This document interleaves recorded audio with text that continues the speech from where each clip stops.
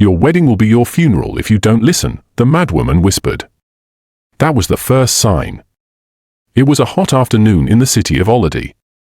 Adaobi had gone to the market with her best friend, Nene, to buy some lace fabrics and beads for the upcoming wedding. The market was loud, crowded, and full of smells, spices, sweat, smoke, and freshly fried puff-puff. She held her bag tightly to her side, navigating through women shouting prices, Okada riders zooming by, and music blaring from nearby stalls. Just as they stopped in front of a stall selling Red George wrappers, a voice called her name softly from behind. Adaobi. She turned around and saw her. A thin, dirty woman with matted hair and tired eyes. Her wrapper was tied loosely across her chest, and her lips moved as if they were trying to catch up with her thoughts. Please, madam, we don't have change for mad people today, Nene said, trying to pull Adaobi away. But the woman grabbed Adaobi's hand. Keep it simple, she said.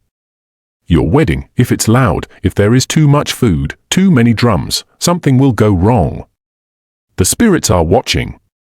The ground is angry. Adaobi's eyes widened. What? But before she could say more, a group of boys from the nearby bar shouted, Mama mad. Leave 'em, and dragged the woman away. Adaobi stood frozen for a second. That was strange. She's mad, forget her, Nene said. Come, let's go and price the gold head tie. But all the way home, Adaobi couldn't shake the madwoman's eyes. They didn't look mad. They looked tired. As if she had seen something terrible, something Adaobi was walking straight into. And that night, Adaobi had the first dream. A bride running, barefoot, her white dress stained with blood. Mamanki stood in the middle of the sitting room with her hands on her waist, eyes sparkling with pride and excitement. Adaobi sat on the couch, barely listening, as her mother barked orders into her phone and shuffled through a stack of glossy wedding brochures. I said I want live peacocks at the entrance. Do you hear me? Peacocks, not plastic ones. This is my only daughter's wedding, not a village naming ceremony, she shouted at the event planner on the other end of the call. Adaobi sighed. Mama, please, can we just have something small, maybe a simple hall with close family and friends? Mamanki spun around. Tufi aqua. God forbid. Adaobi, do you know how many people mocked me when your father died and left us with nothing? Do you remember how your uncle's wife treated me like a beggar? You want me to do a quiet wedding now that God has blessed us? Adaobi looked at her mother. But Mama, it's not about them. It's about Dare and me. I just want peace. Mamanki dropped the brochures and came to sit beside her daughter. She lowered her voice and smiled. My dear daughter, this wedding is more than peace. It's about respect. Dare's family must know that we are not ordinary people. I want everyone to see that you're from a strong home. When your grandmother was getting married, nobody even brought one bag of rice. I suffered. I will not let your wedding be small. She stood up and began pacing again. I have booked the biggest event center in the city. That place they used for that senator's daughter's wedding last year. I already paid. The food alone will be enough to feed 3 villages. Jollof, fried rice, nkwobi, pepper soup, goat meat, catfish, everything. The guests must eat and take away. Adaobi's head spun. Her mother had gone too far. The wedding was not just big, it was becoming a festival. But Mama, she tried again, what about Dare? Have you asked what he wants? Mamanki scoffed. Dare is a man. Men don't know anything about weddings. Just look good for him and let me handle the rest. Just then, a loud honk came from outside. It was the decorator. Mamanki's voice went even louder. Ah, yes. The decorator is here. Adaobi, come and choose flower colors. Should we do red and gold or royal purple and white? Or should we just combine everything and shock them? Adaobi followed her mother slowly, her heart heavy. That madwoman's warning echoed in her mind, too many drums, too many guests, the spirits are watching. But Mamanki had made up her mind. The city of Adaobi would never forget Adaobi's wedding. It would be the kind of celebration that made headlines and left neighbors talking for years. What nobody knew, not even Mama and Key, was that spirits also talked. And they had already started whispering. It was a cloudy Tuesday afternoon when Grandma Eek arrived at their compound, holding a raffia bag and walking slowly with the help of her wooden stick. Her wrapper was old but neat, and her headscarf was tied tightly, as if to hold back the years of pain she had carried silently. Nobody was expecting her. Adaobi had just returned from her dress fitting and was resting in the parlor when she heard Maman Key's sharp voice from the veranda. "Who told you to come here uninvited, old woman? Didn't we send you transport money last year and you refused to come visit? Now that there's a wedding, you want to show face." Adaobi rushed to the door. "Mama, it's Grandma Eek." Grandma Eek stood there quietly, her eyes scanning Adaobi from head to toe. Then she gave a small smile. "My Pekin, you look beautiful. But I did not come to admire your beauty. I came to warn you." Maman Key hissed and crossed her arms.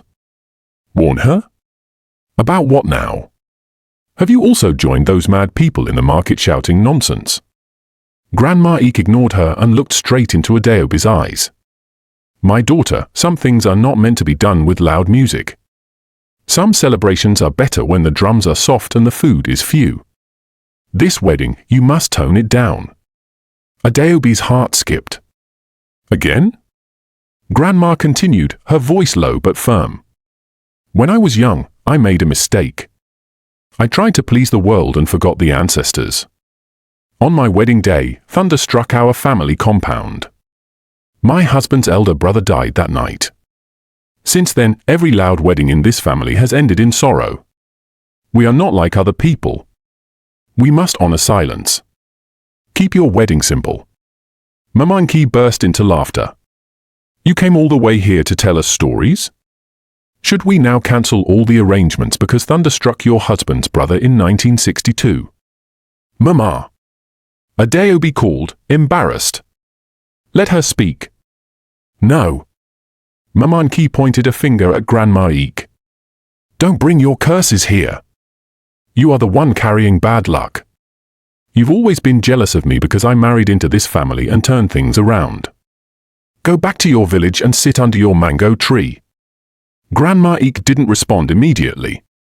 She turned to Adaobi, her voice shaking now. "This is my last warning. If you go ahead with that wedding the way it's planned, something you love will be taken from you." Then she turned and walked away, slowly but firmly. Adaobi stood frozen, unsure whether to run after her or beg her mother to listen. Instead, she walked inside quietly and shut her door. That night, the power went out unexpectedly. As Adaobi sat in the dark, a strange breeze blew through the window, cold and sharp. And just before she fell asleep, she thought she heard a woman whisper from outside. "Warned once. Warned twice." The room was dark except for the dim glow of Adaobi's bedside lamp. The air felt heavy, even though the windows were open. She tossed and turned on the bed, trying to find sleep. The house was quiet, too quiet for a home that was always full of noise and people since wedding planning began. Adaobi eventually drifted off, but what awaited her wasn't peace. In the dream, she was standing in the middle of a massive hall, her wedding dress glittering like diamond. Her veil flowed behind her like a river. There were guests clapping, cameras flashing, and soft music playing. She looked happy, but then, suddenly, everything changed. The lights in the hall flickered and went out. The music stopped. The clapping turned into loud weeping. When she turned, her wedding dress was no longer white. It was soaked in something red, blood or wine, she couldn't tell. Then, slowly, it began to catch fire. First the hem. Then the lace. The fire moved upward, wrapping around her like a hungry snake.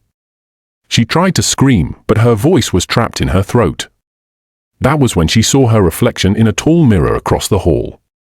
The bride in the mirror was crying. Tears ran down her face, not from smoke, but sorrow. Then the bride in the mirror whispered one word, "Run." Adaobi sat up in bed, drenched in sweat. She looked around the room. Everything was in place, the pink curtains, the stack of wedding magazines, her high heels for the traditional wedding neatly arranged near the door. But the air still felt heavy. She turned on all the lights and walked to the mirror. Her eyes were tired, but they weren't crying. Yet that word echoed in her head, run. The next morning, she told no one about the dream. Not her mother, who was busy inspecting the delivery of imported wines for the reception. Not Nene, who was bubbling with excitement about her bridesmaid gown. And not Dare, who had barely returned her calls the past few days. Adaobi kept it to herself, but the dream returned the next night. And the night after. In each one, the crying bride came closer. By the fourth dream, the bride was no longer whispering run. She was screaming it. Adaobi tried to shake it off. She told herself it was wedding stress. That it was all in her head. But deep down, a cold truth was growing.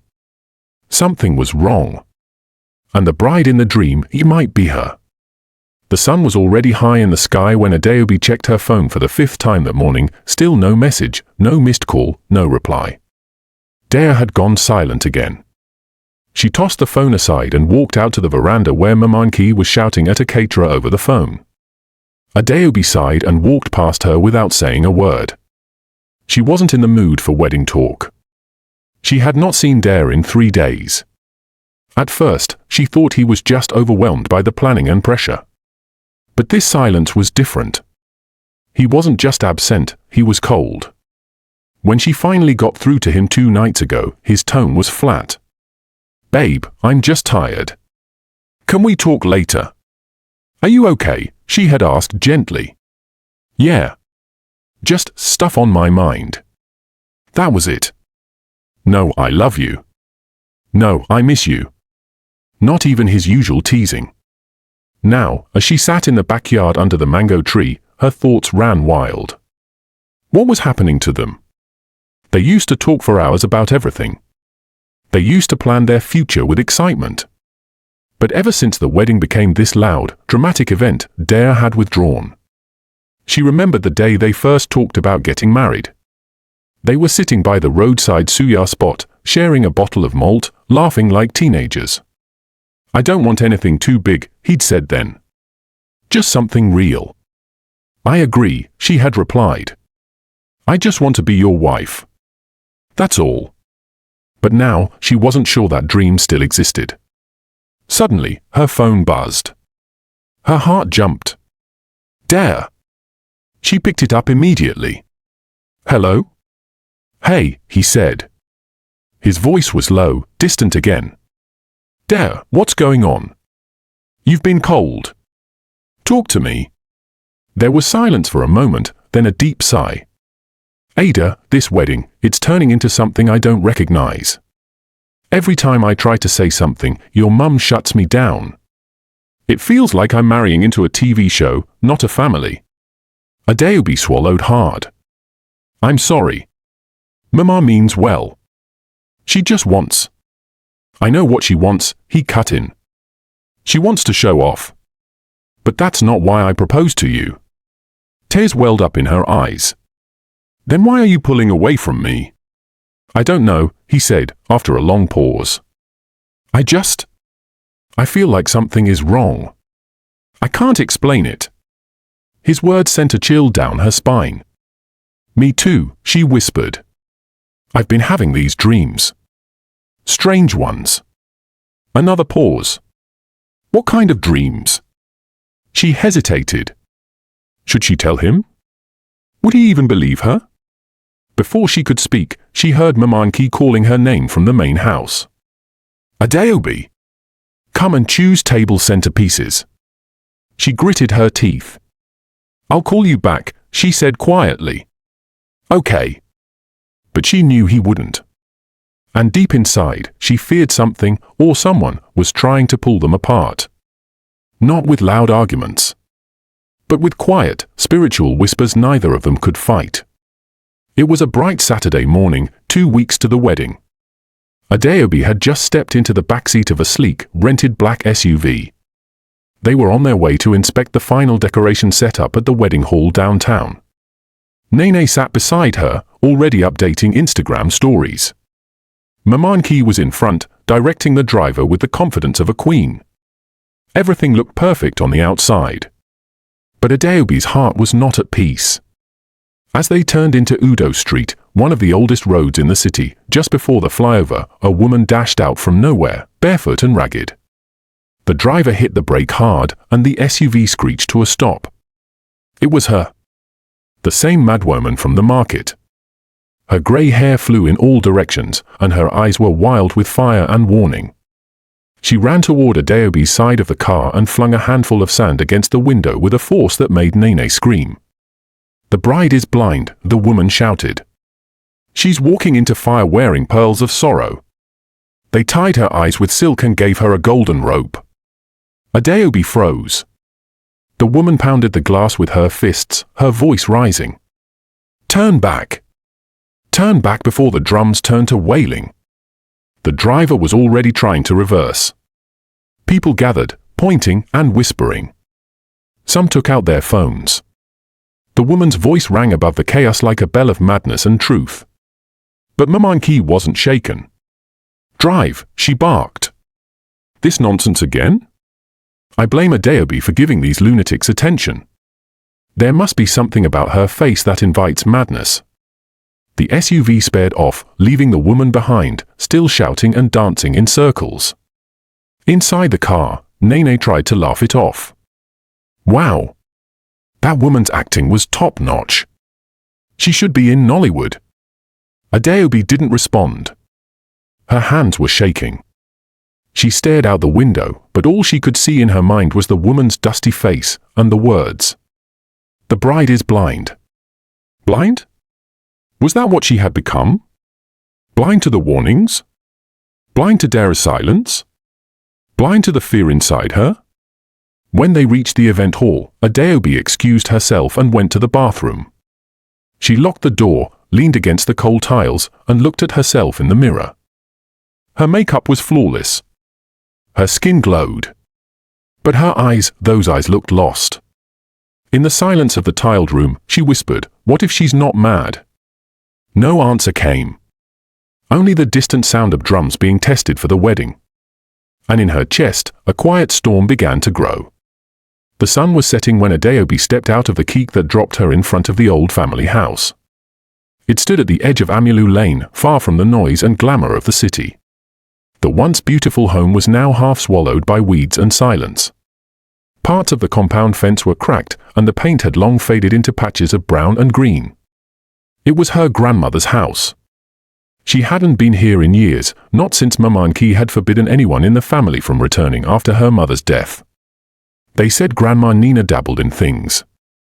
That she was strange, always talking about spirits, dreams, and women's destinies. Mamanki said she embarrassed the family. But today, Adaobi felt a strange pull. A part of her heart whispered that answers waited here. She climbed over the weak gate, her heart pounding. The compound smelled of old earth and forgotten memories. Lizards scattered as she approached the veranda. The front door was ajar. She pushed it gently, and it creaked open like in horror films. Inside, dust danced in the sunbeams pouring through the broken window. The living room was empty, except for a few old stools and a wooden shelf with cracked glass. Then she saw it. On the wall opposite her, something had been drawn, no, carved. Symbols. Circles, eyes, birds. Some looked like Insibidi, the old Igbo sacred writing. Others she didn't recognize. Her heart pounded harder. She stepped closer and noticed something on the floor near the wall, a burnt photograph. She bent down and picked it up carefully. It was half destroyed by fire, but the image was still clear enough. A bride in a traditional white wrapper, standing with a man whose face had melted into shadow from the burn. The bride's eyes, though, they were wide with fear. Adaobi gasped. The wrapper the bride wore in the photo, it looked like the exact same design Mamanki had chosen for her traditional wedding. Her hands trembled. Was this a warning? She turned the photo over. Faint handwriting in red ink read, "Do not repeat her fate." Her legs felt weak. She sat on the dusty floor, her mind spinning. Who was the woman in the photo? Why was the house marked with symbols? Was Grandma Nina trying to protect her or warn her? Then she heard a sound from behind the door. A soft creak. Adaobi jumped to her feet, heart racing. "Who's there?" she whispered. No answer. Just the wind. But before she left, her eyes returned to the symbols one last time. And she noticed something that sent cold down her spine. One symbol, an eye with a tear, had been freshly drawn in red chalk. The others were faded. But this one was new. Adaobi didn't wait. She ran out of the house, not looking back.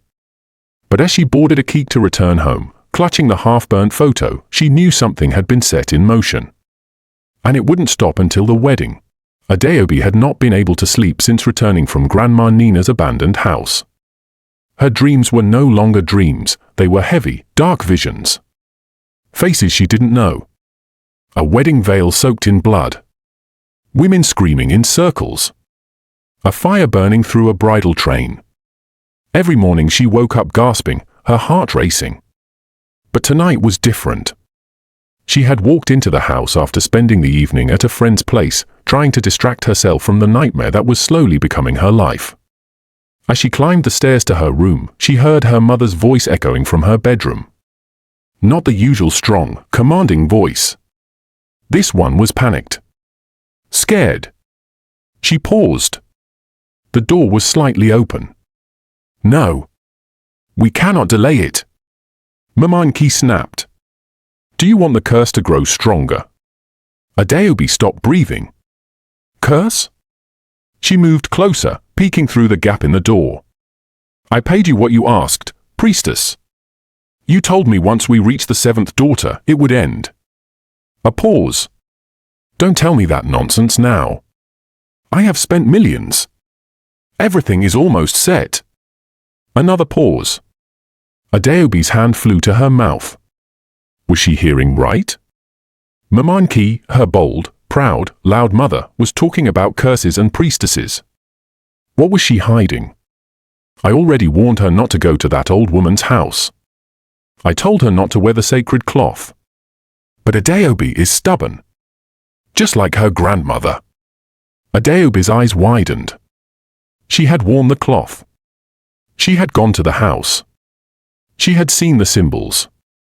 Suddenly, Mamanki's bedroom door swung open. Their eyes met.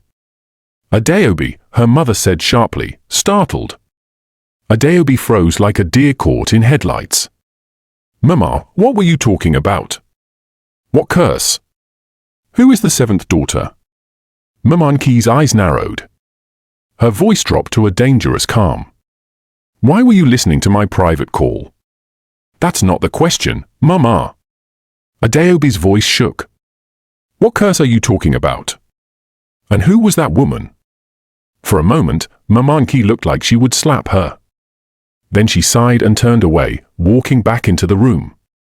There's nothing for you to worry about, she said, her back turned. You're overthinking things. That call was about someone else. Stop lying to me, Mama. Adaobi stepped into the room. Ever since this wedding started, everything has been strange. Dare is cold. I'm dreaming terrible things. A madwoman keeps warning me. Now you're talking to a priestess about a curse. Mamanki turned slowly to face her daughter. Her eyes were tired. Not angry. Not defensive. Just tired. You want to know the truth, she said in a soft voice. Fine. The truth is, I've spent my life trying to protect you.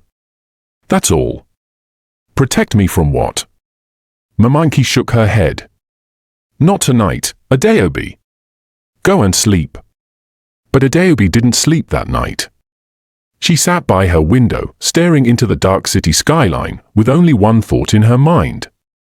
What curse runs through our bloodline? The next morning felt like walking through smoke. Adaobi's eyes were heavy, her mind dull. Sleep had not visited her. The weight of Mamanki's strange phone call still pressed on her chest like a silent hand.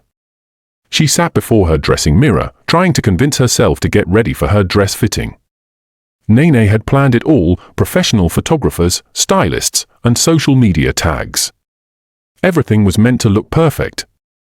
But Adaobi's reflection didn't match perfection. Her eyes were sunken, her cheeks pale. And then it happened.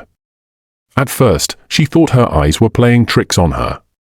Behind her reflection, in the far corner of the mirror, a faint figure appeared. A woman, standing still, barely visible.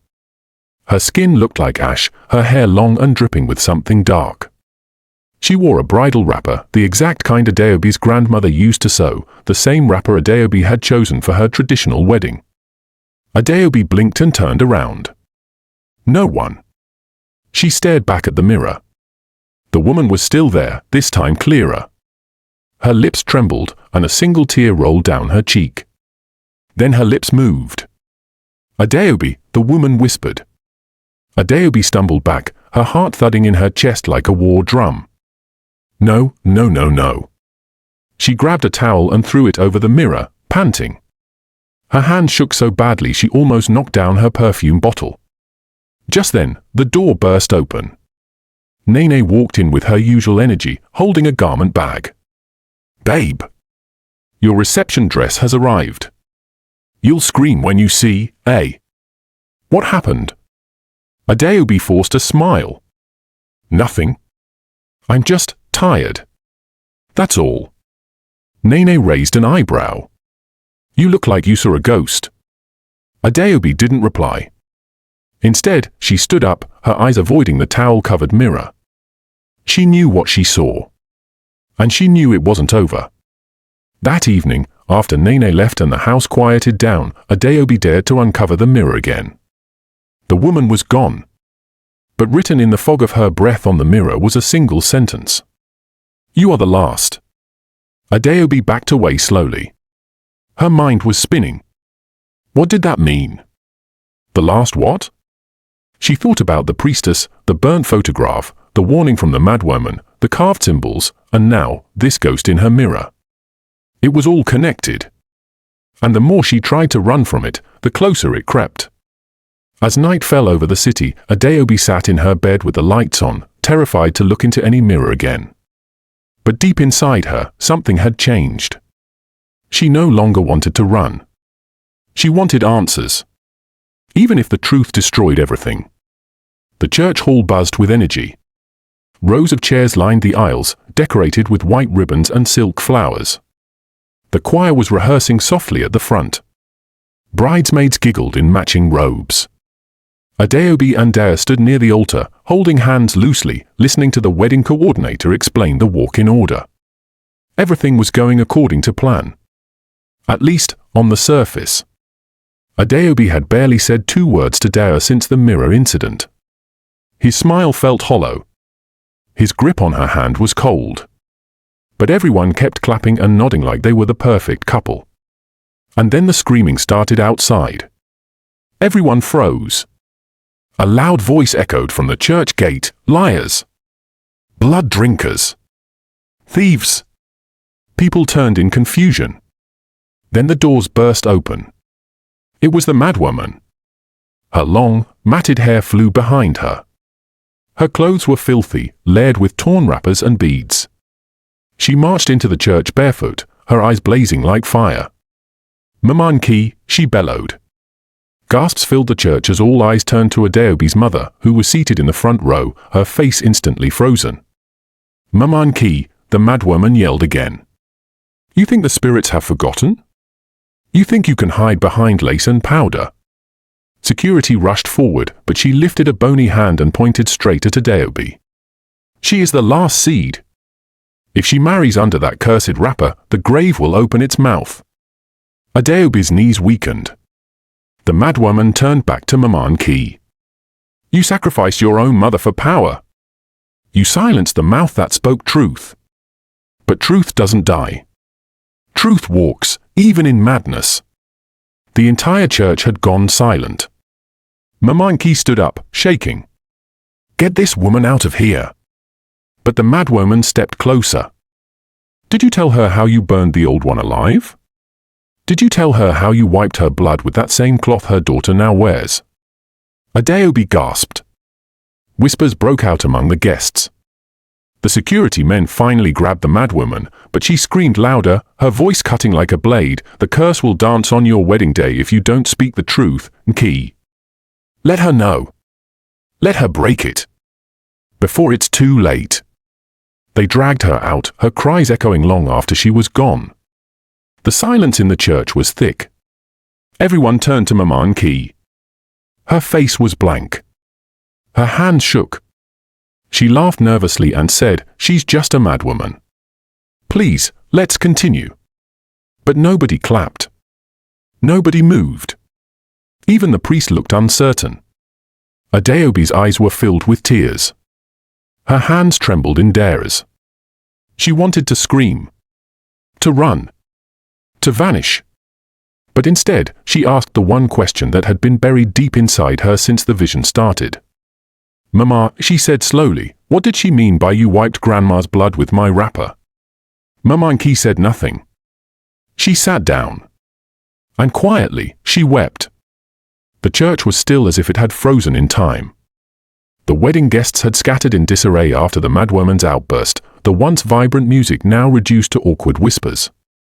The atmosphere was heavy, as if everyone felt the weight of the woman's accusations. But the only thing Adaobi could focus on was her mother's silence. Mama Nki's face was pale, her eyes distant, as if she were trapped in her own mind. Dea had left to calm the chaos outside, and the only person left in the church with Adaobi was Mama Nki. Adaobi stood at the altar, her hands clenched into fists. The same feeling from the mirror, the dread, the cold, wrapped itself around her heart. "Mama," Adaobi said softly, her voice shaking with a mixture of fear and anger. "Tell me the truth. What did she mean?" Mama Nki turned slowly to face her daughter. Her eyes, usually fierce and commanding, were now broken and filled with regret. "I didn't want this for you," Mama Nki whispered. "But you're right to ask. You deserve to know." Adaobi felt her breath catch. What did she mean by my grandmother's blood? Why was she sacrificed? Mama Nki looked at the ground for a long time before answering. Her hands trembled, as if reluctant to let the words leave her lips. "Your grandmother," she began, her voice raw, "wasn't just a village healer. She was part of a sacred lineage. A lineage of women chosen to bind the living and the spirits. The women in our family, Adaobi, carry power. And sometimes, power comes at a terrible price." Adaobi's heart pounded as she took a step forward. "What do you mean?" Mama Nki closed her eyes, as if bracing herself for the storm that would follow. "When I was younger, I was taught that the key to wealth and influence was blood. My blood. Your grandmother's blood. There was a ritual, one that we were all supposed to avoid. But I thought I could control it. I thought I could make it work in my favor." Tears welled in Mama Nki's eyes. "I needed to prove I was better, that I could provide for you. But the ritual, it didn't work the way it was meant to. The sacrifice. Your grandmother didn't die peacefully, Adaobi. It wasn't an accident." Adaobi's legs buckled, and she sank into the nearest pew. Her mother, the woman she'd always seen as untouchable, was breaking before her eyes. "Mama, what did you do?" Adaobi's voice cracked. "What did you do to her? I thought it would make me powerful. I thought the spirits would give me wealth, a chance to give you everything you wanted, but..." Mama Nki's voice faltered. "When I did it, I felt the price immediately. I thought I could escape it. I thought I could hide it." The woman in the mirror flashed in Adaobi's mind. The woman with the bridal wrapper, weeping, whispering her name. The cursed cloth. Mama Nki continued, "Your grandmother tried to stop me. She saw what was happening. She warned me. She told me I was wrong, that the ritual was too dangerous. But by the time I realized what I had done, it was too late." Adaobi's mind raced. She felt a cold wave wash over her, a deep, terrifying understanding settling in her gut. "The cloth," she whispered, more to herself than to Mama Nki. "The same wrapper. It's the key, isn't it?" Mama Nki's face grew pale. "Yes. It was supposed to be worn only by the one who would carry the bloodline forward. But your grandmother refused to let me use it. She wanted me to stop. She wanted me to break the circle before it was too late. But I didn't listen. The moment I wore that cloth, the curse was set. The curse, the woman in the mirror, Adaobi said, her voice trembling. Mamanki nodded slowly. The woman you saw, she is the manifestation of the curse. She was your grandmother's spirit, trying to warn you, trying to stop what I began. But the power of the bloodline is strong. You were meant to wear that cloth, Adaobi. But the spirits are angry. You're the last. Adaobi swallowed hard, trying to absorb the weight of what her mother had just confessed. Her grandmother's blood was the price of Mamanki's success. And now, she was trapped in a cycle she didn't understand. The woman in the mirror, the warnings, the dreams, were all pieces of a puzzle she wasn't sure she wanted to solve. What do I do now? Adaobi whispered, her voice barely audible. Mamanki shook her head. I don't know, Adaobi. I don't know if there's a way out. Adaobi felt a chill run through her, a deep, bone-deep fear. The woman's warnings.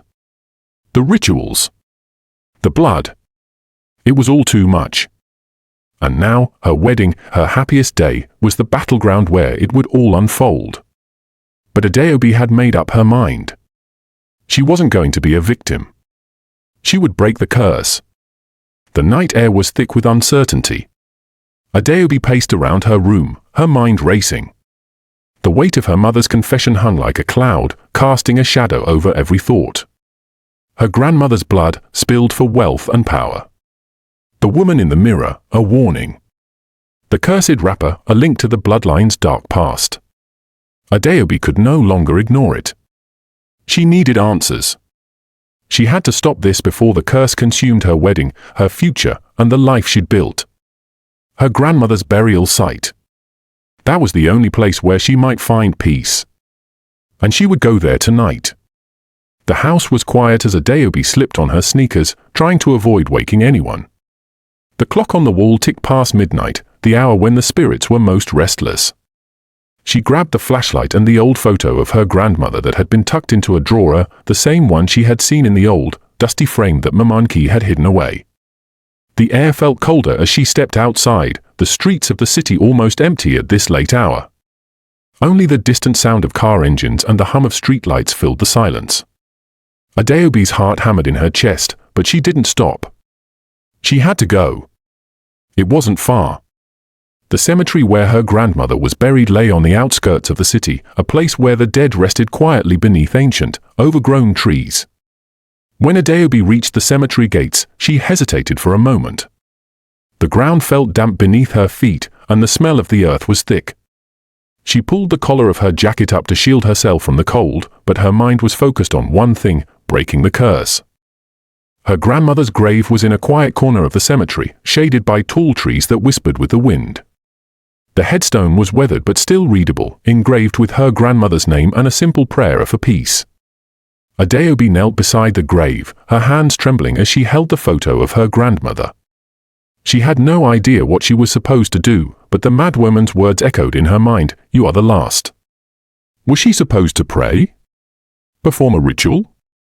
She didn't know. She had no guide. Just a feeling, something deep in her gut telling her to connect with the spirit of the woman whose blood had been spilled for power. "I'm sorry," she whispered, tears welling in her eyes. "I never knew. I didn't understand. Please? I need to break this. I need to stop it before it destroys everything." She closed her eyes, hoping to hear a voice, to feel some sign from her grandmother. But there was only silence. Then, she heard it. A soft rustling, as if something was moving around her. Adaobi's eyes snapped open. The air was thick with something she couldn't explain. And then, from the shadows near the trees, a figure stepped forward. It was the woman, the one from the mirror. The same long hair, the same bridal wrapper. But now, Adaobi could see her clearly. She was no longer a faint image in the glass, she was real. And she was walking towards her. Adaobi stood up, her breath caught in her throat. The woman was now standing just a few feet away, her face unreadable but filled with sorrow. Who are you? Adaobi whispered, afraid to move, afraid to speak too loudly. What do you want? The woman didn't answer immediately.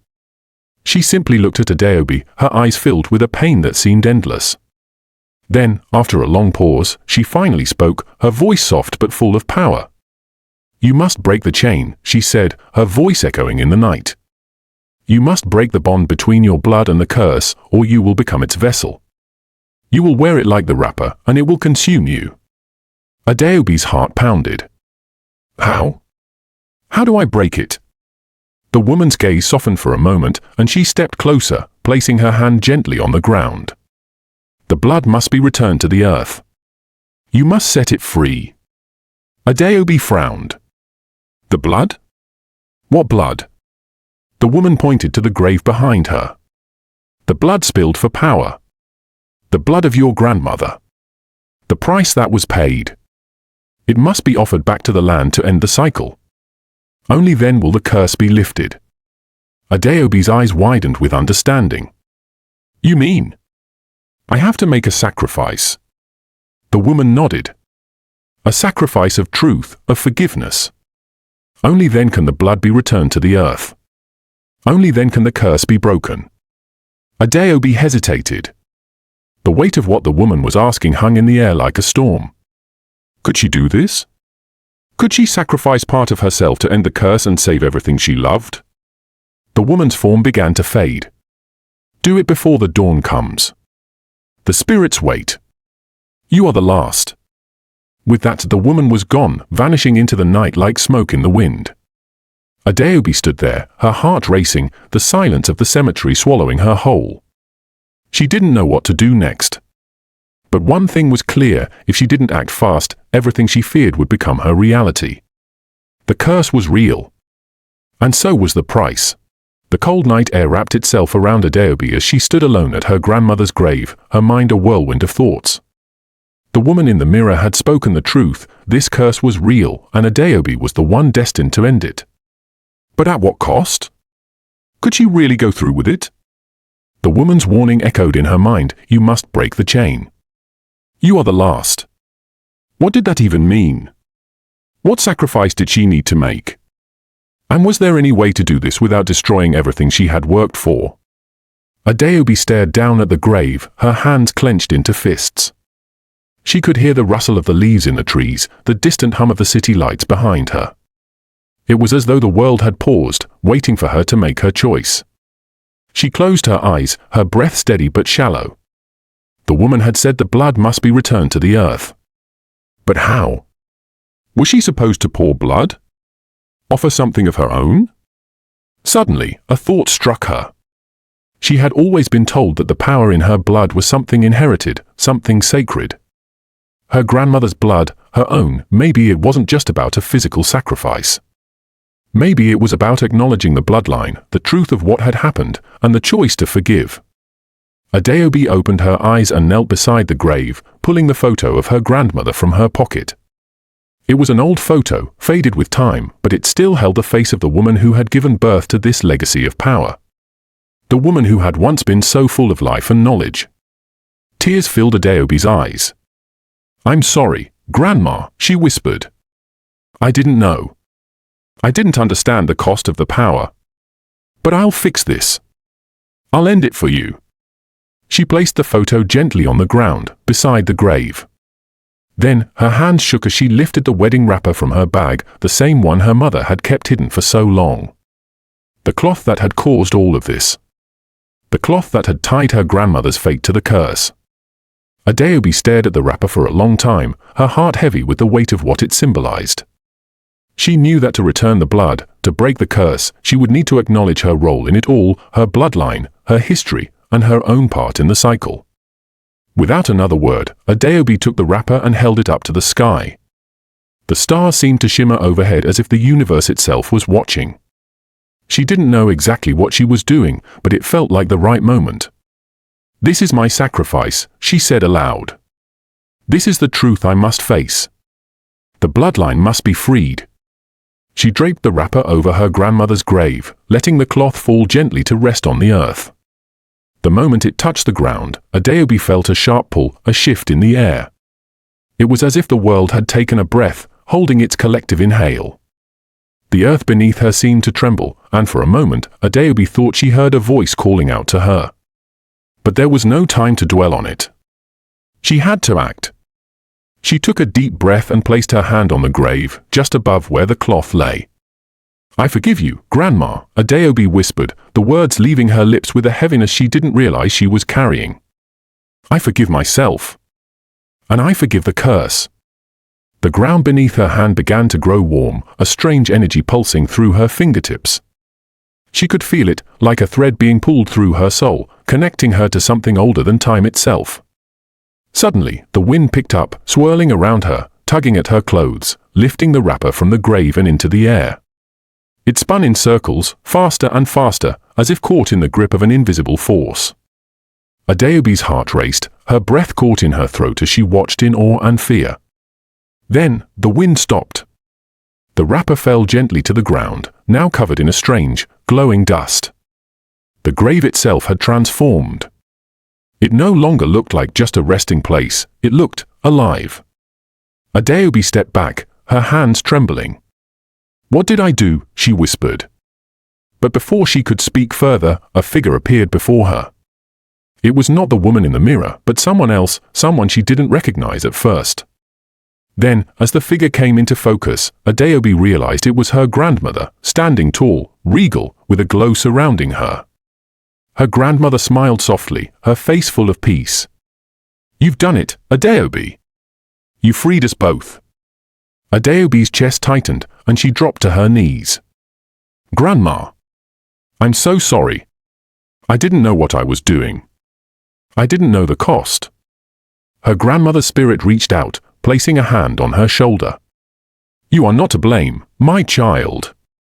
You were born into this. But you have the power to change it. To heal what was broken." Adaobi wiped the tears from her face.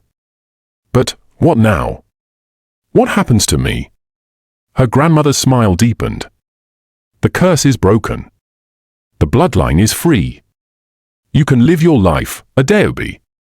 You can have the happiness you deserve. And your wedding, it will no longer be clouded by the past." Adaobi stood, feeling a warmth spread through her chest, a weight lifting from her shoulders. For the first time in months, she felt peace. "Thank you," she whispered, her heart full of gratitude. The spirit of her grandmother nodded once before fading into the night air, leaving behind only the soft rustling of the wind. Adaobi stood alone in the graveyard, but she no longer felt the suffocating presence of the curse. It was gone. For now, at least. But as she turned to leave, a strange thought crossed her mind. Was the curse truly gone? Or had she just triggered something even darker, something that was still watching, waiting for the right moment to strike? The first rays of dawn began to creep over the city, casting a soft glow over the streets. Adaobi stood at the cemetery gates, still feeling the weight of the night's events on her shoulders. Her grandmother's spirit had been peaceful, the ritual seemingly successful.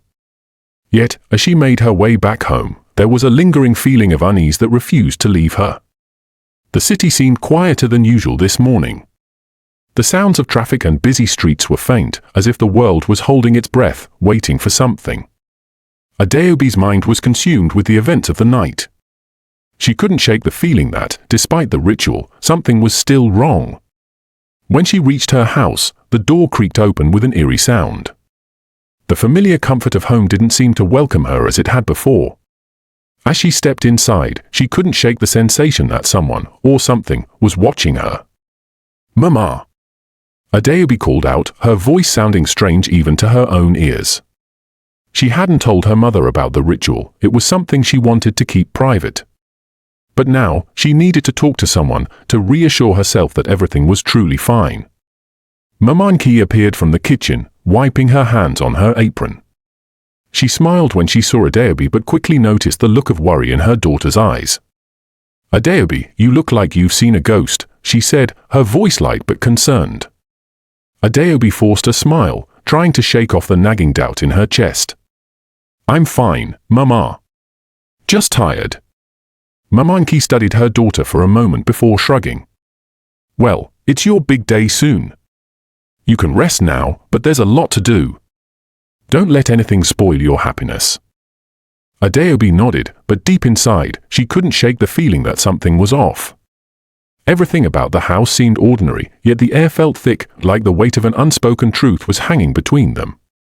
As she walked to her room, Adaobi couldn't help but glance at the mirror. The reflection that greeted her was the same, but she swore that for a split second, she saw the shadow of someone else behind her, just out of reach. She spun around quickly, but the room was empty. Her heart raced, and a cold chill crept down her spine. "I'm just tired," she muttered to herself, trying to convince herself it was nothing. She closed the door behind her and sat on her bed, her thoughts racing. The ritual had felt right, her grandmother's spirit had seemed content. But was it really over? Had she truly freed herself from the curse? Or was there something darker lying in wait? Her phone buzzed on the nightstand, and she reached for it. It was a message from her fiance, Chijioke. "Hey babe, everything okay? You've been quiet." Adaobi stared at the message for a moment. She felt a pang of guilt. Chijioke had been so excited about their wedding. He deserved her full attention.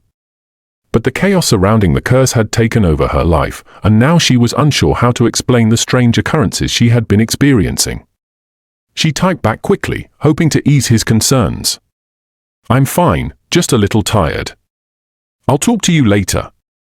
She set the phone down and lay back on the bed, closing her eyes. But sleep wouldn't come. The feeling of being watched persisted, and every small noise, the creak of the floorboards, the flutter of a curtain, felt like a reminder that something was wrong. Then, she heard it. A soft whisper, just on the edge of hearing, like a voice calling her name. "Adaobi." Her heart stopped. She sat up abruptly, her breath caught in her throat. The voice was faint, but it was unmistakable. It sounded like her grandmother. "Adaobi." The whisper came again, closer this time. Adaobi's body froze, her hands clutching the sides of the bed. She was certain she hadn't imagined it. She had heard the voice, clear as day. "Grandma." Adaobi whispered, her voice trembling. "Is it really you?" For a moment, there was silence. Then, the whisper came again, this time much louder. "You have not freed us. The curse is still alive." Adaobi's blood ran cold. Her grandmother's voice, the one she had heard earlier in the cemetery, now sounded different. It was filled with a deep sorrow, almost like a warning. "No," Adaobi whispered, her heart racing. "No, I did everything. I performed the ritual. I broke the curse." But deep inside, she knew it wasn't over.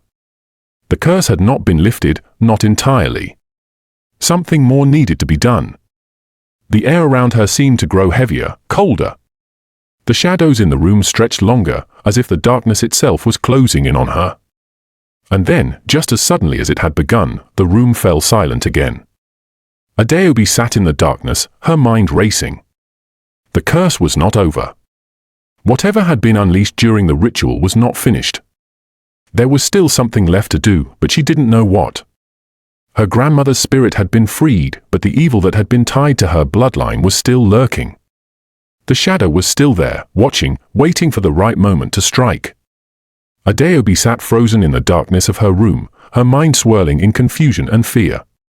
The voice had been unmistakable, her grandmother's voice, but it had carried an unfamiliar tone, one that sounded more like an accusation than a blessing.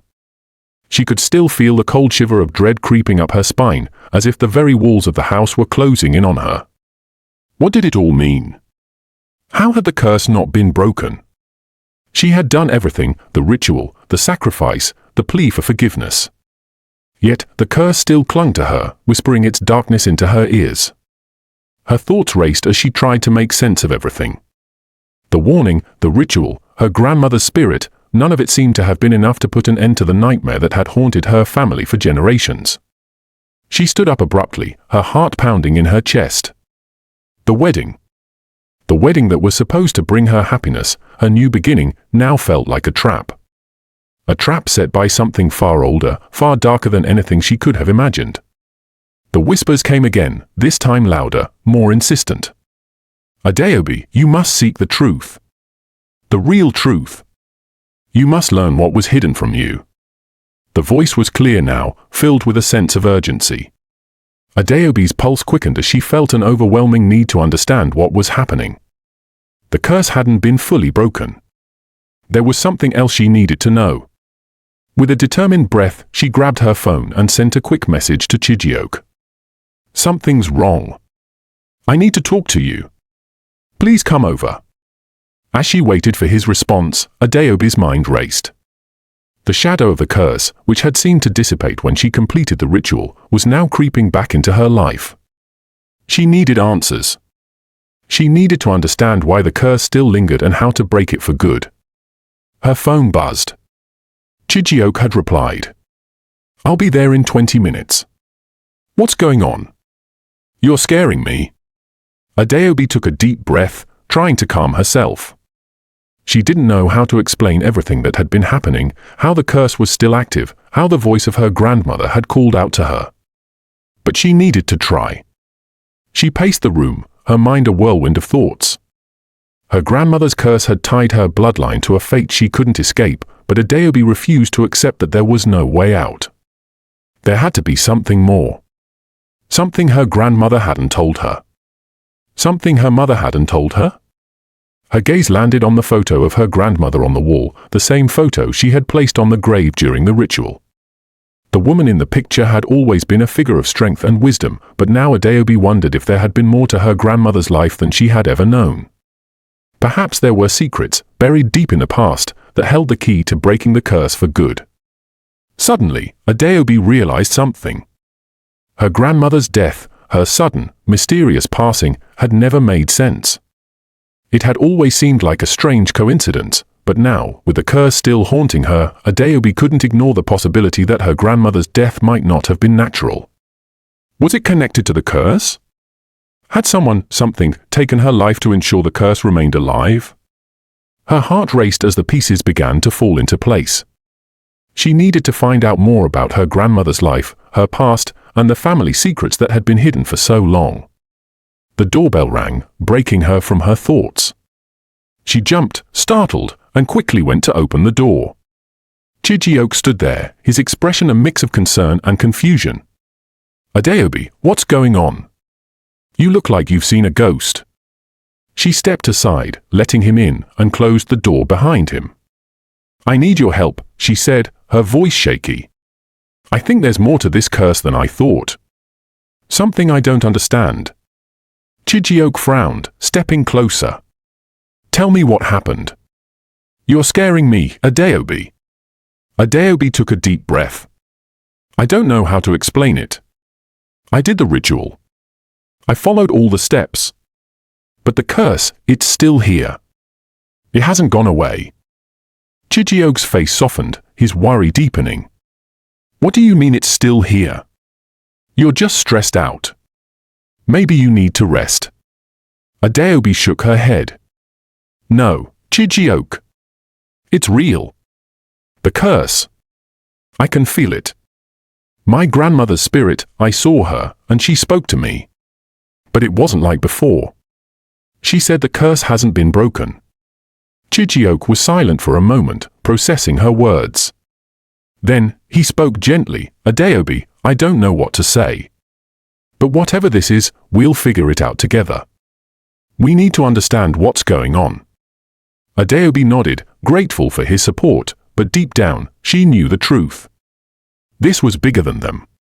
The curse had not been broken, not yet. And to truly end it, she would need to uncover the secrets of her grandmother's past. She would need to face the darkness that had been hidden for generations. She turned to Chijioke, her voice steady but full of determination. I need to go to my grandmother's house. I need to find out what happened to her, and why this curse is still haunting me. Chijioke looked at her with concern but nodded. I'll go with you. We'll find the answers, I promise. Adaobi took a deep breath, feeling the weight of the task ahead of her.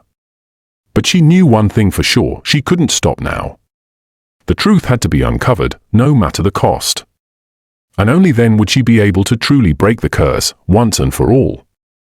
Adaobi's hands trembled as she gripped the door handle of her grandmother's house. The place had always been a symbol of strength and family, a home filled with memories of warmth and wisdom. But now, standing on the doorstep, it felt like stepping into a dark, forgotten past. A past that held the secrets to the curse that had haunted her family for generations. Chiji-oak stood behind her, his presence offering a sense of comfort, but even he could feel the tension in the air. The house seemed different now, as if the walls themselves were holding their breath, waiting for something. "We don't have to do this, Adaobi," Chiji-oak said softly, placing a hand on her shoulder. "If it's too much, we can go back." Adaobi shook her head, her resolve hardening. "No. I need to do this. I need to know the truth."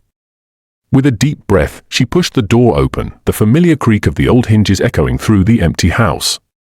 The smell of incense and old wood filled her nose, memories of her grandmother's rituals and prayers flooding her mind. Everything was the same, yet nothing felt right. She stepped inside, her footsteps cautious as she moved through the house. The living room was quiet, the furniture covered in dust, the once vibrant pictures on the walls now faded and worn. It felt abandoned, as if no one had lived here in years. Yet, Adaobi knew this was where it all began, this was where the curse had been born. Chiji-oak followed her in, glancing around uneasily. "It's like no one's been here in ages." Adaobi nodded, her eyes scanning the room. "It feels that way, but my grandmother lived here until she passed. She was always so strong, so in control. But something about this house feels wrong now." She moved toward the back of the house, toward the small study where her grandmother had spent most of her time. The door was slightly ajar, and as Adaobi pushed it open, the familiar scent of old books and parchment greeted her. But the room felt colder than she remembered, and the shadows seemed to stretch longer than usual. "What are we looking for, Adaobi?" Chiji-oak asked, his voice laced with concern. "I'm not sure," Adaobi replied, her voice quiet. "I need to find something. A clue, anything that will help me understand why the curse is still here." She moved to the bookshelf, her fingers brushing over the old, dusty volumes. Her grandmother had always been an avid reader, especially of ancient texts on spirituality, folklore, and rituals. Adaobi ran her hand along the spines, searching for something that stood out. Then, one book caught her attention. It was an old, leather-bound journal, its cover cracked and worn with age. She pulled it from the shelf, blowing the dust off its surface. The journal felt heavy in her hands, its pages thick and yellowed with time. As she flipped through it, she found a section near the back that was written in her grandmother's handwriting. The words were scrawled quickly, as if her grandmother had been in a hurry to write them down. Adaobi's heart raced as she read the words aloud. "The curse cannot be broken by mere ritual. It is tied to the bloodline, to the very essence of our family. The key to breaking it lies in the hidden door beneath the house. Only by unlocking it can the curse be fully undone." Adaobi stopped reading, her mind reeling. A hidden door? Beneath the house? She had never heard of such a thing, but the journal was clear. This was the key. The secret her grandmother had kept hidden from everyone. But why? And why had no one ever mentioned it? Chiji-oak stepped forward, his face a mixture of disbelief and concern. "A hidden door? What do you think it means?" "I don't know," Adaobi said, her voice trembling. "But this could be the final piece of the puzzle. The curse, it's not just a matter of rituals. It's something deeper. Something that's been kept locked away." She set the journal down on the desk and turned toward the rest of the room. Her eye scanned the walls, searching for any sign of a hidden entrance. At first, she saw nothing. But then, near the far corner of the room, something caught her eye, a small, almost imperceptible crack in the wall. It was barely visible, but there was no mistaking it. She walked over to it, her heart pounding in her chest. She pressed her fingers against the crack, and to her surprise, the wall shifted slightly. A low, rumbling sound filled the room, and the section of the wall slowly began to move, revealing a narrow, dark passage leading down into the earth below. Adaobi's breath caught in her throat. This was it. the hidden door her grandmother had mentioned. But what lay beyond it? What secrets were hidden beneath the house? She turned to Chijioke, her face pale with shock. "Are you ready?" Chijioke hesitated for a moment, then nodded. "I'm with you. We'll face whatever is down there together." Adaobi swallowed hard, her mind swirling with fear and anticipation. She had no idea what they would find in the darkness below. But she knew one thing for certain: she had to face it. Only by uncovering the truth could she truly break the curse that had haunted her family for so long. With one last glance at the journal, Adaobi stepped into the dark passage, the heavy weight of history pressing down on her as she descended into the unknown.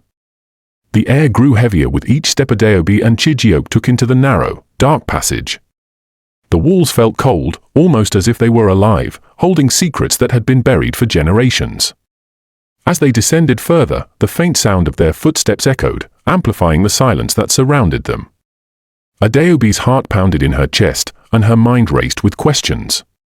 What were they about to uncover? Was this the key to understanding the curse that had plagued her family? And why had her grandmother kept this hidden for so long? Chijioke's hand brushed against hers in the dark, offering comfort and reassurance. "You don't have to do this alone, Adaobi," he whispered, his voice low but steady. She glanced at him, her face illuminated only by the faint glow of the flashlight they had brought. "I know, Chijioke. But I have to do this. I need to know why this curse is following me, why it's been tormenting my family. I have to face whatever is down here." They continued down the narrow passage, their footsteps growing louder in the silence. The air was thick with dust, and the walls seemed to close in around them. At the end of the tunnel, they saw a faint light flickering. Something was ahead. Adaobi's pulse quickened. Was it a way out, or had they stumbled upon something even darker? As they approached, they saw an old wooden door at the end of the tunnel. It was ancient, covered in a layer of grime and dust, with intricate carvings that seemed to pulse with an energy of their own. The carvings depicted strange symbols, faces, and animals, symbols Adaobi had never seen before. The door seemed to whisper secrets, a language long forgotten. Chijioke stopped a few paces before the door, his eyes narrowing as he examined the carvings. "What do you think this is? Is it connected to the curse?" Adaobi nodded, her throat tight with unease. "I think it is. This door, it was meant to stay closed. Whatever is on the other side, it's been hidden away for a reason." Taking a deep breath, Adaobi stepped forward and reached for the door's handle. It was old and rusted, but with a small twist, it creaked open. The sound echoed through the tunnel, as if the door itself were reluctant to reveal what lay beyond. The room on the other side was dimly lit, but there was enough light to make out the outlines of shelves lined with old jars and books. The air inside felt different, heavy, thick with the scent of herbs, incense, and something else, something that made Adaobi's skin crawl. "What is this place?" Chijioke muttered, his voice barely above a whisper. "It feels like some sort of hidden sanctuary." Adaobi stepped further into the room, her gaze sweeping over the shelves. The walls were adorned with strange tapestries depicting family members she didn't recognize. They looked almost like portraits, but their eyes seemed too lifelike, staring out at her as if they were waiting for her to uncover their story. In the center of the room was a large stone altar, its surface carved with more of the same strange symbols that adorned the door. A small, intricately carved box sat atop the altar, its surface covered in dust, as though it had not been opened in years. Adaobi approached the altar, her heart racing. The box seemed to call to her, as if it held the answers to everything she had been searching for. She reached out and touched it. The moment her fingers brushed against the cold wood, a sudden rush of energy coursed through her body, and her vision blurred. For a brief moment, she felt as if she were transported back in time, back to the days when her grandmother was young. She saw her grandmother standing in front of the altar, her face full of fear, holding the same box in her hands. But the fear was not of the box, it was of something else, something lurking in the shadows of the room. Suddenly, the vision faded, and Adaobi found herself back in the present, her breath coming in sharp gasps. Chijioke's hand was on her shoulder, his face filled with concern. "Adaobi! What's happening? Are you okay?" She blinked rapidly, trying to shake off the disorienting vision. I saw something. My grandmother, she was here, holding the box. But she wasn't afraid of the box itself. It was something else. Something darker. Chijioke's expression grew more serious. What do you mean? What else did you see? Adaobi glanced down at the box, her fingers trembling. There's something powerful about this place, Chijioke. It's more than just a curse. There's a history here, a history that goes back generations. My grandmother was trying to protect us, but she couldn't stop what was coming.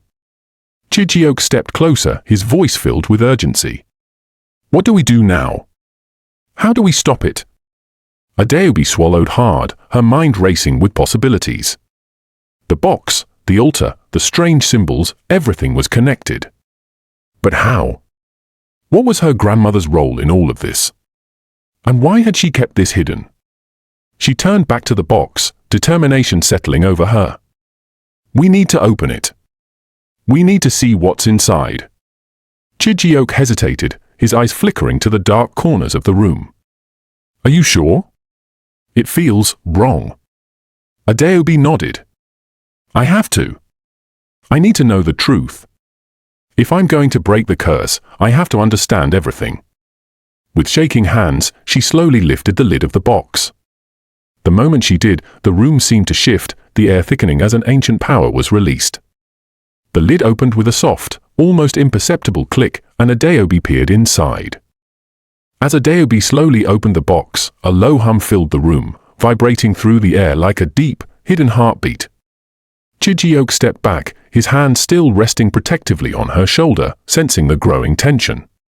The moment the box's lid creaked open fully, the room seemed to shift, the shadows deepened, and the air grew colder. Inside the box lay a small, blackened stone, shaped like an ancient artifact, its surface smooth yet covered in intricate, faded carvings. It glowed faintly, a soft, eerie light pulsing from within, casting long, twisted shadows on the walls. Adaobi's fingers hovered over it, a strange pull urging her to touch it. The stone seemed to be calling to her, whispering her name, drawing her in. She hesitated for a moment, but the curiosity that had been building within her for so long pushed her forward. Slowly, she reached down and touched the stone. The instant her fingers made contact, the room erupted in a burst of energy. The walls seemed to ripple like water, the tapestries on the walls fluttered as though caught in a wind, though no breeze was present. Adaobi gasped as a powerful force shot through her, and her vision blurred once again. For a moment, everything went dark. And then she was standing in a different place, or rather, in a different time. She felt the ground beneath her feet was soft, and a strange, overwhelming sadness gripped her heart. She turned slowly, her surroundings beginning to take form. The air was thick with the scent of burning incense, and strange symbols, much like those on the box, were etched into the walls of a large, dimly lit room. Figures were gathered around her, their faces shrouded in darkness, but she could hear their murmurs. One figure, standing at the center, looked vaguely familiar. It was her grandmother, though much younger, her eyes filled with an intense, almost desperate fear. Please, don't do this, Adaobi's grandmother pleaded, her voice trembling. Another figure stepped forward, an older man whose face was hidden in shadow. His voice was cold, commanding, as he spoke in a language Adaobi couldn't understand. But his words seemed to carry a power that made the very air tremble. Adaobi's grandmother sank to her knees. I have no choice, she whispered, her voice barely audible. I will bind myself to this pact if it means protecting my children, my bloodline. The man's shadowed face twisted into something that almost seemed like a grin. Then the curse will be yours to bear. Forever. The vision suddenly shifted again, this time to a much later moment. Adaobi's grandmother, now much older, stood alone in a room that seemed to be a different part of the same house. The weight of time and sorrow etched deep lines into her face. She clutched something tightly in her hand, another stone, similar to the one Adaobi had just touched. The figure of the old man appeared once again, but this time, his form flickered in and out of focus. It is done, the man's voice echoed. Your curse is complete. You will suffer, but your bloodline will remain. Adaobi gasped, stepping forward, but as she did, the vision began to blur again, and she felt herself pulled back to the present. She blinked rapidly as the room around her came back into focus. Chijioke's voice broke through the haze of her vision. Adaobi! What happened? Are you okay? Adaobi's breath came in sharp gasps, her chest tight with fear. I saw it. I saw what my grandmother did. She made a pact. Chijioke's face was full of confusion and concern. A pact? What do you mean? Adaobi swallowed hard, trying to steady her racing heart. The curse, this whole thing, it wasn't just a mistake. It wasn't just a random family tragedy. My grandmother, she made a deal. A pact with someone, something. And it cost her everything. She glanced down at the stone, still resting in the box, glowing faintly with an energy that made her skin crawl. She gave up her future, her happiness, and in return, the curse was passed down to her children, and now, to me. To all of us. Chijioke's face went pale. What kind of pact? What did she bargain for? Adaobi shook her head, her mind reeling from what she had just seen. I don't know. The details, they were vague. But whatever it was dark. The man who made the pact with her, his face, it was twisted, evil. I don't think she knew what she was truly binding herself to. And now it's my turn to face it. Chijioke grabbed her hands, his grip firm and steady. Adaobi, we can fight this. You don't have to face it alone. You've already come this far. Adaobi looked at him, her heart heavy with the weight of what she had just uncovered. The truth had only made everything more complicated. I have to break the curse, Chijioke. I have to find a way to undo this pact. I can't let it continue with my wedding. Not like this. Not after everything I've learned. She stood up, her eyes fixed on the stone in the box. The truth was clear now, her grandmother had done this to protect her family, but at what cost? And now, Adaobi was bound to it, too. Chijioke looked around the room, his gaze filled with determination. Then we'll find a way to break it. We'll figure out how to stop this, together. Adaobi nodded, but the uncertainty still lingered in her chest. There's one more thing I need to know. There's still something we're missing, something that could destroy everything if we don't find it. Chijioke's eyes widened.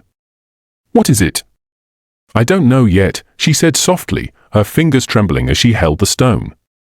But I will. I have to. The room around them seemed to pulse with an energy that neither of them could understand.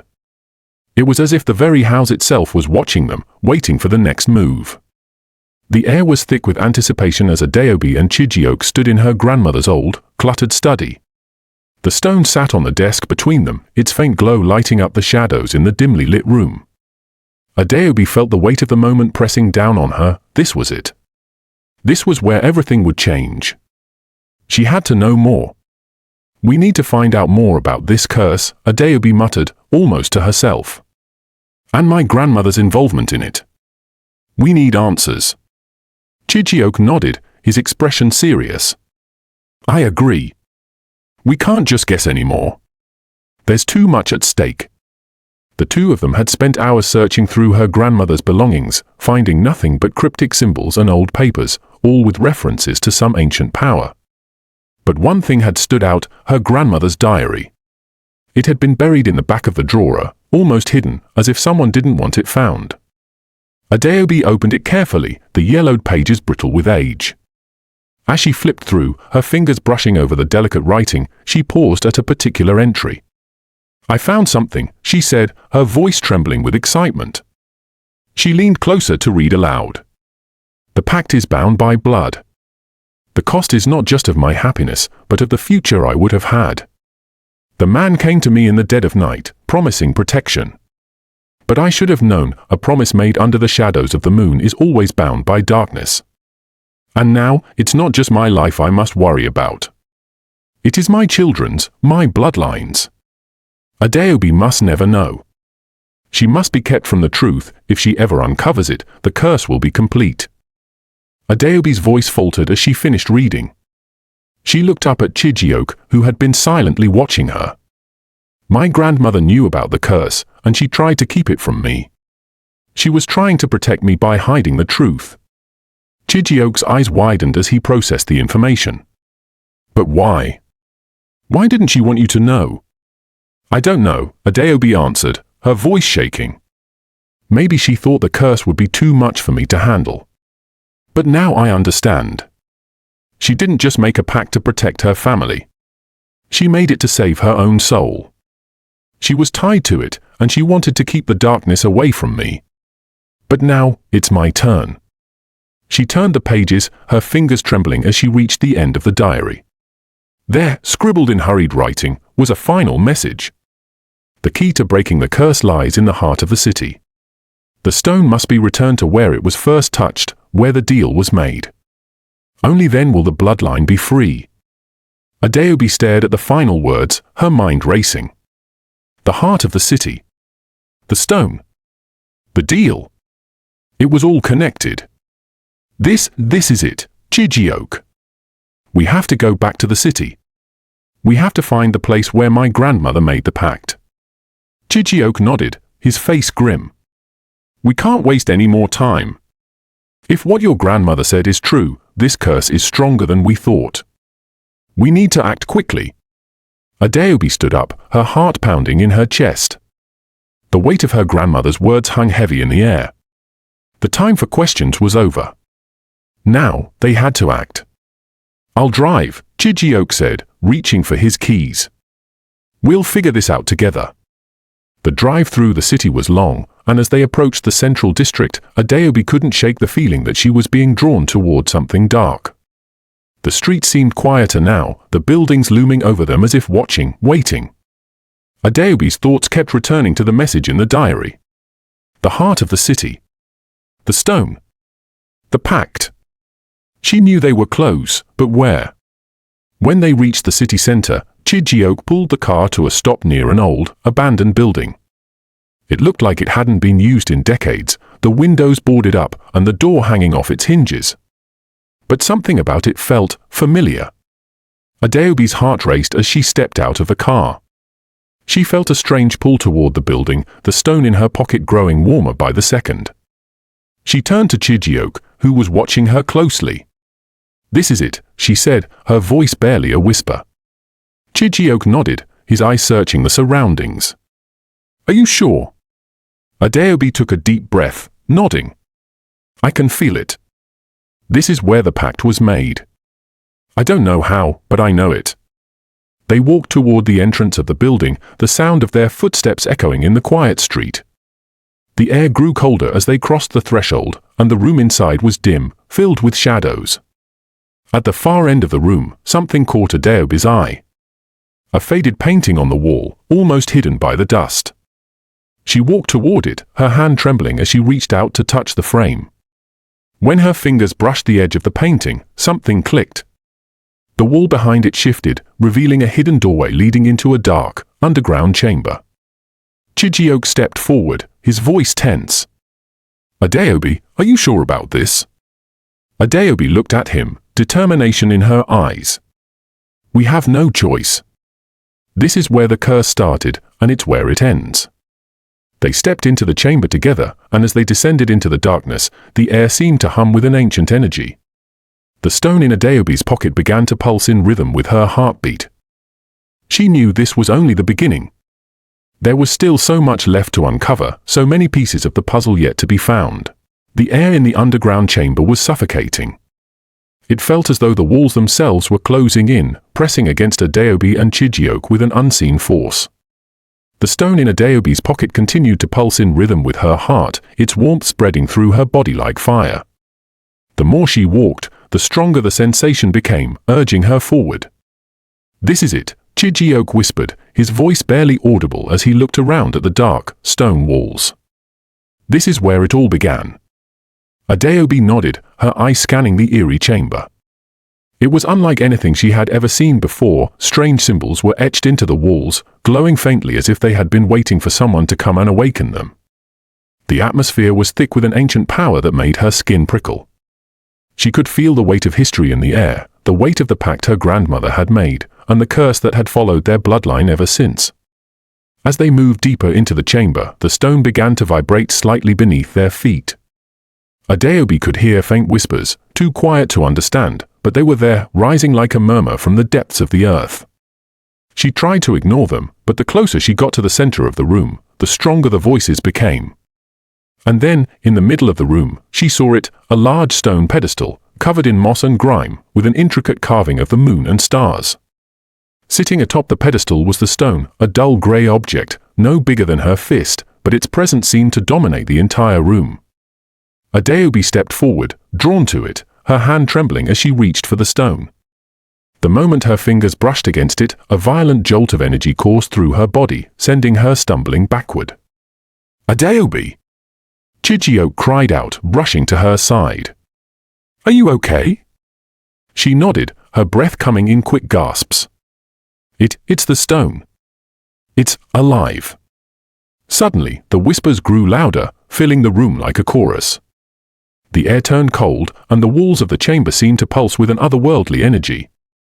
Adaobi's heart raced as she looked around, trying to make sense of the chaos. Then, a deep, resonating voice echoed through the chamber. "So, you've come to break the curse." Adaobi froze, her eyes wide with fear. Who are you?" From the shadows, a figure emerged, a woman, tall and imposing, with glowing eyes and an air of ancient power surrounding her. She wore a robe made of dark, flowing fabric, her presence almost regal. Adaobi's breath caught in her throat as she realized who the figure was. You're the one who placed the curse," Adaobi whispered, her voice shaking. The woman smiled coldly, her eyes flickering with malice. "I am the one who made the pact, yes. I am the one who bound your bloodline to this curse, and now I am the one who will decide whether it is broken or not." Chijioke stepped forward, his expression defiant. "You can't just control her life like this. Adaobi deserves a chance to be free." The woman's gaze turned to him, her eyes narrowing. "Ah, the lover. The one who thinks he can save her. But you cannot save her, Chijioke. She is bound by fate, by the blood of her grandmother, and by the pact that has cursed her family for generations." Adaobi felt her heart sink as the truth settled over her. Her grandmother had been trying to protect her all along. She had hidden this curse, this dark secret, because she had been terrified of what would happen if Adaobi ever learned the truth. "What do I have to do?" Adaobi asked, her voice trembling with a mixture of fear and determination. "How do I break the curse?" The woman laughed softly, her voice echoing through the chamber like a cold wind. "The curse can only be broken by one of two things: sacrifice or love. You must give up something of immense value to free your bloodline from the darkness. Or, you must prove that your love is strong enough to withstand the curse." Adaobi's heart skipped a beat. She had never imagined the choice would be so difficult. Sacrifice. Love. Both were things she held dear, things that had shaped her life. Her wedding, her future with Chijioke, they were all built on love, but she was now being asked to risk it all. "Choose wisely, Adaobi," the woman warned. "If you fail, the curse will remain, and your bloodline will be bound to it for eternity. You will live with the consequences." Chijioke grabbed Adaobi's hand, his voice low but full of resolve. "We can do this together, Adaobi. We'll figure it out." But Adaobi wasn't so sure. She knew this choice would change everything. And whatever decision she made, it would cost her something. The question was, what was she willing to lose? Adaobi stood in silence, her mind racing. She thought of everything she had fought for: the wedding, her future with Chijioke, her family's happiness. But what if it wasn't enough? What if the curse was too powerful to break without giving up something she wasn't ready to lose? The woman's eyes glowed brighter, sensing her indecision. "You have little time, Adaobi. The curse is not a waiting game. You must choose." Adaobi turned to Chijioke, her heart heavy with uncertainty. "What if we can't break the curse? What if I lose you, or my family, or the life we've built?" Chijioke squeezed her hand, his voice firm. "We'll find a way, Adaobi. We always have." Adaobi took a deep breath, feeling the weight of the moment. She didn't know if she was ready for the sacrifice it might take, but she knew one thing for sure: she had to try. for herself, for Chijioke, and for her family. "I choose love," she whispered, her voice steady despite the fear in her chest. The woman's eyes flickered with an unreadable expression. "Very well. But remember, love comes with its own cost." The ground trembled beneath them, and the chamber filled with a blinding light. Adaobi and Chijioke clung to each other, unsure of what would happen next. The stone in Adaobi's pocket pulsed one final time, and then everything went silent. The light that had engulfed them faded as quickly as it had come, leaving behind a suffocating silence. Adaobi blinked, her eyes adjusting to the dim, flickering light that now filled the underground chamber. The stone in her pocket was still warm, though the pulse had diminished, as though the stone itself was considering her choice. But something was different. The air felt heavier, more oppressive. Adaobi looked around, her heart pounding in her chest. She had made her choice. She had chosen love. But as she turned to Chijioke, his face was clouded with confusion and fear. He was gripping her hand tightly, but it was clear he was feeling something she couldn't yet explain. "Adaobi," Chijioke said, his voice shaking. "Something's wrong. This isn't what I expected." Adaobi turned to the woman who had stood watching them, her glowing eyes now dim. The ethereal figure had not moved, but her presence seemed to loom even larger in the room. "What did I just do?" Adaobi asked, her voice barely above a whisper. "What happens now?" The woman's expression was unreadable as she watched Adaobi and Chijioke. Slowly, she spoke, her voice colder than before. "You chose love. But love comes with a price." Adaobi felt a chill creep up her spine. "What price?" The woman's lips curled into a faint smile. The curse was never truly meant to be broken. It was meant to be passed on to someone else. Love will always demand a price. You've made a vow, Adaobi, but now you must live with the consequences.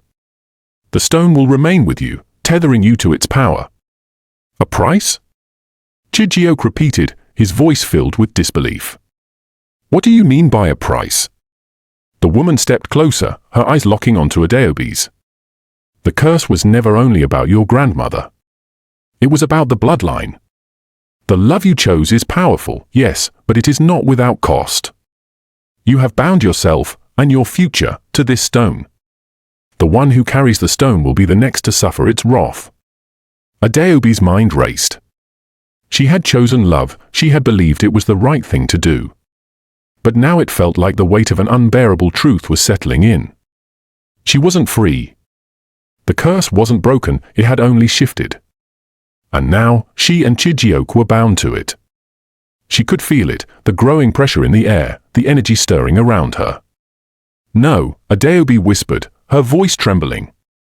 I can't have done this." The woman's cold eye softened for the first time. "You have done nothing wrong. You made a choice, and now you will live with it. But there is hope if you are willing to make the ultimate sacrifice." Adaobi's breath hitched. "What sacrifice?" "The stone demands a life in exchange for breaking the curse completely. A life must be given to free you from its grasp. It will be your choice, yours alone." Adaobi turned to Chijioke, the weight of the decision crashing down on her. "Chijioke, what do we do? I thought choosing love was the right answer, but now—" Chijioke's face was pale, his jaw clenched. "I don't know. I thought we could make it through this, Adaobi. I thought love would be enough. But now I'm not so sure. I don't want you to suffer because of my love for you." Adaobi's heart ached as she saw the torment in his eyes. "But you're not the only one suffering. We both are." The woman in the shadows watched them with a strange intensity. "The curse will not loosen its grip unless a life is sacrificed. Someone must take the burden of the stone's power. If you do not choose, it will continue to consume everything you hold dear." "Are you telling us that someone has to die?" Chijioke asked, his voice breaking. That's not a choice, it's a nightmare." Adaobi felt a wave of despair wash over her. The weight of the stone in her pocket felt heavier than ever before. She didn't want to lose anything, or anyone, especially not Chijioke. She thought about her family, her friends, the life they had planned to build together. She couldn't bear the thought of any of them being lost to this curse. She turned back to the woman, her voice firm despite the fear rising in her chest. There must be another way. There has to be. The woman's smile remained, but it was tinged with sadness. This is the only way, Adaobi. The stone demands balance. And now, you must face the cost of breaking the curse. Adaobi's mind spun as the implications of the woman's words settled in. Sacrifice. Death. A life must be lost. But who? And why?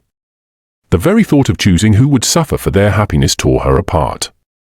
Chijioke stepped forward, his voice quiet but determined. Maybe we can offer something else. Maybe we don't have to choose death. Adaobi looked at him, her heart swelling with love and desperation. What do you mean? Maybe, Chijioke said, his eyes meeting the woman's, we can offer the stone something else. We can make a different kind of sacrifice, one that doesn't require a life. A sacrifice of will, of power, of our own strength. The woman's expression remained unreadable, but there was a flicker of something, perhaps curiosity, perhaps hope, in her eyes. Will you risk everything? She asked.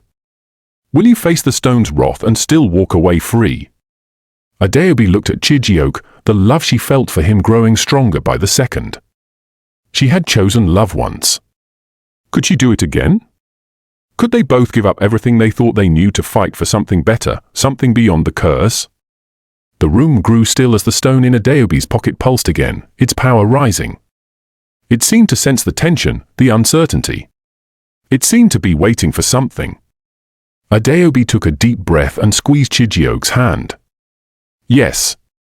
We will face the wrath together. We will break this curse, no matter what it costs us.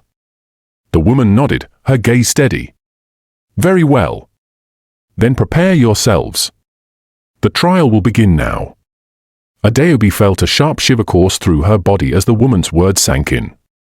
The air in the chamber thickened, and the stone in her pocket grew unbearably hot. It pulsed with an energy she could not control, and for a moment, she felt as though the room itself was closing in on her. What's happening? Chijioke whispered, his voice tight with fear. He tightened his grip on her hand, as if trying to anchor them both in a reality that was quickly slipping away. The woman stepped back, her form flickering like a fading shadow. You have chosen to face the trial, she said, her voice no longer calm, but tinged with an otherworldly edge. But be warned. Once you begin, there is no turning back. You will face the darkness of the curse, and only by surviving can you hope to break it. Adaobi looked at Chijioke, her heart racing. She had no idea what she was about to face, but she knew there was no turning back now. This was their only chance to end the curse, to break free from the weight that had hung over them since the day of her wedding. Whatever happens, we face this together, she said, her voice strong despite the fear gnawing at her insides. Chijioke nodded, his jaw set in determination. Together. The chamber around them began to shift. The walls seemed to dissolve into mist, and the air grew cold, so cold that Adaobi could see her breath clouding in front of her. The ground beneath their feet seemed to dissolve, and they were no longer standing on solid earth. Instead, they seemed to float in a vast, endless void, surrounded only by darkness. Suddenly, the woman's voice echoed through the emptiness, distant and ethereal. This is where the trial begins. You must face your deepest fears and the consequences of your choices. Only then can you hope to break the curse. But beware, for the trial will not be easy. It will test your resolve. Adaobi's pulse quickened. What do we do? How do we begin? The woman's form flickered once more, her presence growing more distant. The stone has bound you, Adaobi. It will force you to confront what you fear most. And when you do, you must make a choice, one that will seal your fate. Before Adaobi could respond, the darkness around them shifted again. The floor beneath their feet solidified, and they found themselves standing in a vast, empty expanse. In front of them, a large, stone doorway appeared, glowing faintly with an ominous light. Chijioke stepped forward cautiously. Is this the trial? He asked. Adaobi nodded, feeling the weight of the stone in her pocket pressing against her side. It must be. As they approached the door, the air around them grew thick with tension. Adaobi's heart hammered in her chest as she reached for the handle. But before she could touch it, the door creaked open on its own, revealing a swirling vortex of dark mist. "Do you dare enter?" a voice boomed from within the darkness. Adaobi hesitated for a moment, her hand still hovering over the door. The fear that had been building within her since the curse was first revealed seemed to intensify. She had no idea what awaited them inside. But she knew that if they were ever to be free of this curse, they had to take this step. With a deep breath, Adaobi pushed open the door and stepped into the swirling mist. Chijioke followed closely behind her, his hand still gripping hers tightly. The moment they crossed the threshold, the world around them shifted again. They were no longer in the chamber. Instead, they stood in the middle of a dense forest, the trees looming tall and dark around them. The sky above was thick with clouds, and the air was suffocatingly still. "Where are we?" Chijioke asked, his voice tight with unease. "I don't know," Adaobi replied, her heart racing. "But this feels wrong." As they walked through the forest, the trees seemed to close in on them, casting long, twisted shadows across the ground. The silence was deafening, broken only by the sound of their footsteps crunching against the dry leaves beneath their feet. Suddenly, a figure appeared in front of them, a woman, hunched and twisted, her face obscured by a veil of tattered cloth. She was muttering to herself in a language Adaobi couldn't understand, her eyes glowing with an unsettling light. "Who are you?" Adaobi demanded, her voice shaking. The woman stopped and looked up at them, her eyes narrowing. "I am the one who watches," she whispered. "The one who waits." Chijioke stepped forward, his expression wary. "Wait for what?" The woman's lips curled into a grin, revealing teeth that were too sharp to be human. "Wait for the price to be paid. For love to be broken. For the stone to claim its due." Adaobi felt a chill run down her spine. She knew instinctively that this woman, this strange, twisted figure, was a part of the trial. She was a manifestation of the curse, something that they had to face to move forward. "What do you want from us?" Adaobi asked, her voice trembling. The woman's grin widened. "You must make a choice," she said, her voice laced with malice. "A choice that will test your love, your resolve, and your very soul." Adaobi's heart pounded in her chest as the woman's words echoed in her mind. What choice? What could they possibly choose in this place of darkness and fear? Before she could ask, the ground beneath their feet shifted again, and they were no longer standing in the forest. Instead, they found themselves back in the chamber, the stone doorway looming in front of them once more. But this time, the stone was glowing brighter, the pulse of its energy stronger than ever. The woman's voice echoed again, this time coming from all directions. "You have faced the first part of the trial," she said. "But the true test is yet to come. You will be tested in ways you cannot yet imagine. Will you stand together, or will the darkness tear you apart?" Adaobi and Chijioke looked at each other, their faces pale with fear. But there was something else in their eyes too, determination. They would not let the curse win. Not after everything they had fought for. Not after the love they had shared. "We're in this together," Adaobi whispered. "No matter what happens."